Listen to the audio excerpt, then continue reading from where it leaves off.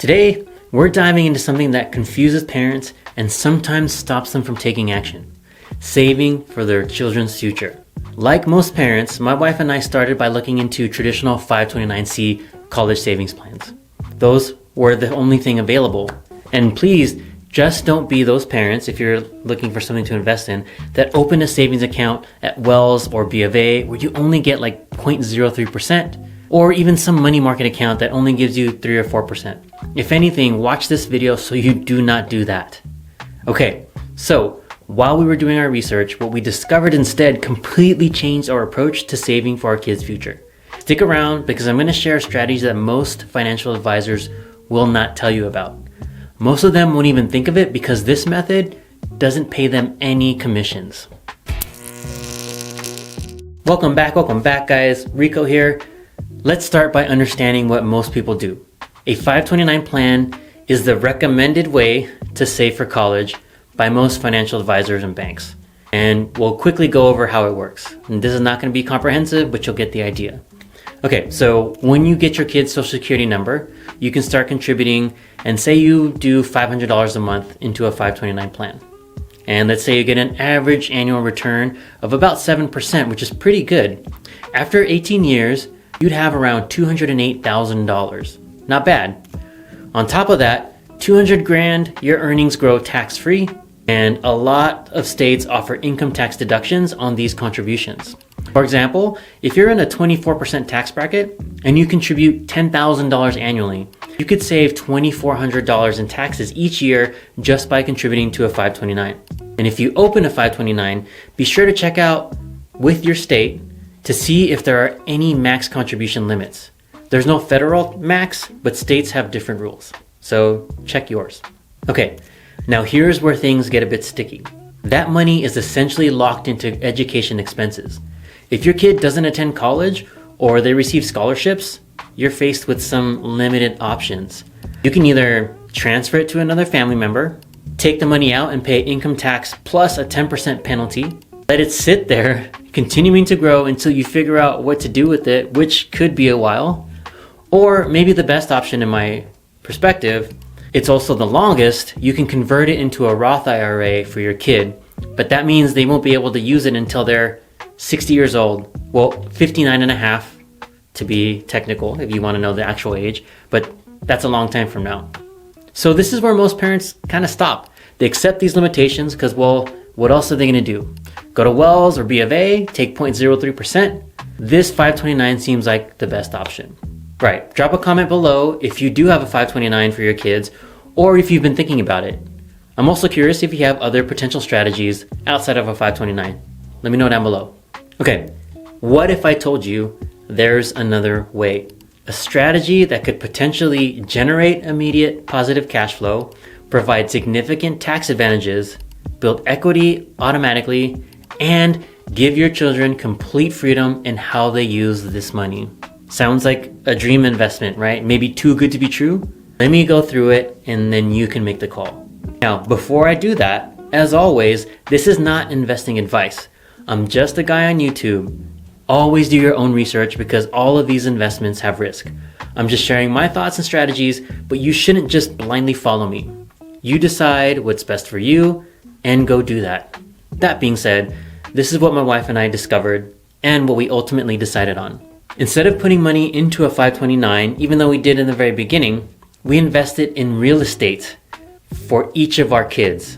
And let me share our actual results that made this decision a no-brainer for our family. And I don't take no-brainers lightly either. It's hard for me to find no-brainer things, okay? So 4 years ago, we purchased 2 properties, one for each of our kids, and they cost $150,000 each. Yes, it sounds like we're coming from a place of privilege, which I accept and recognize, but listen to the math, and it might not seem so out of reach for many of you watching. So we bought them for $150,000, and today those properties are worth $250,000 each. Now let's break down these numbers to show why this strategy has been so great and so powerful. So for each property, initial purchase price in 2020 was $150,000. We had to put 20% down, so that was $30,000 for each house. The original monthly mortgage payment was roughly $720 because we got really great rates, and that includes taxes and insurance. and our estimated monthly rental income was $1,800. Airbnb actually pays us more, but we could rent them out long term for $1,800. So let's use that as a worst case scenario. Net monthly cash flow would be $800 after setting aside money for property management, maintenance, and vacancies. Now that's $9,600 per year in positive cash flow per property, or just over $19,000 total for both properties. But here's where the fun begins. And I'm a nerd, so yes, my fun, it's relative. Let's look at the tax advantages of each property. So for each property, if you look at the initial cost, $150,000, that's the value, divided by 27 and a half years, we can depreciate $5,455 annually each property. And then mortgage interest deductions, it's approximately $5,500 in the first year. And then property tax deductions, $2,400 annually, and then operating expenses of about $3,600 yearly for maintenance, insurance, and management. That's a whopping total tax deduction per property of almost $17,000 in the first year. So that's about $34,000 in deductions just in that first year. And at a 24% tax bracket, we're saving over $8,000 in taxes annually.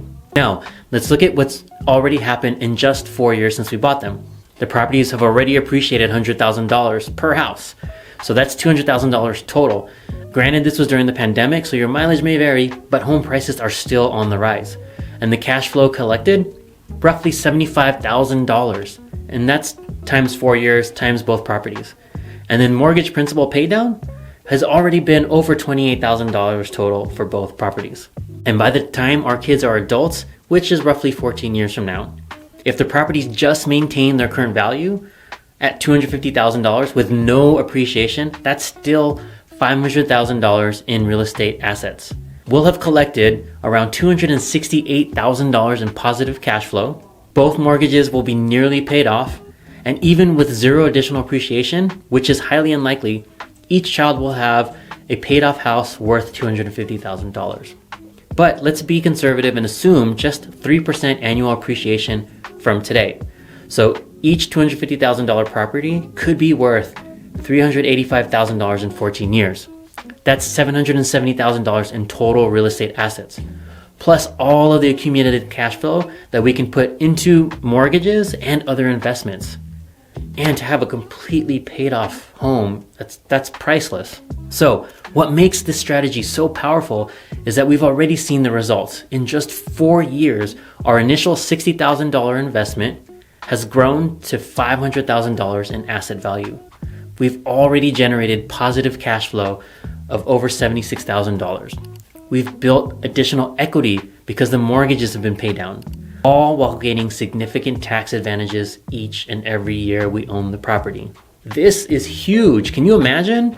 When our children turn 18, they have complete freedom to sell it, to pay for school, live in the property full time, sell it and upgrade to a bigger property, keep it as a rental for passive income of their own, use the equity to start a business, or any combination of these options. Crazy, like so cool, right? And it might be just me, but I definitely think that's cool. Like to be able to gift that to our kids with the one-time investment up front. But of course, it's not all puppy dogs and rainbows. Yes, there are responsibilities and risks. So we spend a few hours monthly overseeing property managers, making sure the properties are operating right, just making sure things are going well. We also have a $10,000 emergency fund just for the properties, for repairs, maintenance, things like that. We'll also have to file more complex tax returns with our CPA. And then we have the same risks as real estate investors do. There's potential for bad tenants who can cause damage and increase the maintenance cost. And there's a potential of a housing market crash. But even with that downside, the upside of these cons are at least we have a hard asset to leverage. It's a house. At the end of the day, we could just live in it if we needed to, right? And compare that to watching a 529 plan fluctuate with the market. We just sleep better knowing we have a tangible asset generating real cash flow. So while we do believe in the value of education, I have a college degree, we wanted to give our children something more valuable. Options, the freedom to choose what they want to do. This strategy is not for everyone, but for those willing to think differently about college savings, it offers flexibility that a 529 simply can't. If you found this alternative perspective helpful, hit the like button, subscribe for more unconventional financial wisdom. Drop a comment below if you'd like me to dive deeper into any aspect of this strategy in future videos, or if you have another strategy we can all consider when we think about our kids' futures. Remember, the best investment strategies aren't always the most obvious ones. Sometimes thinking outside of the box can lead to extraordinary results.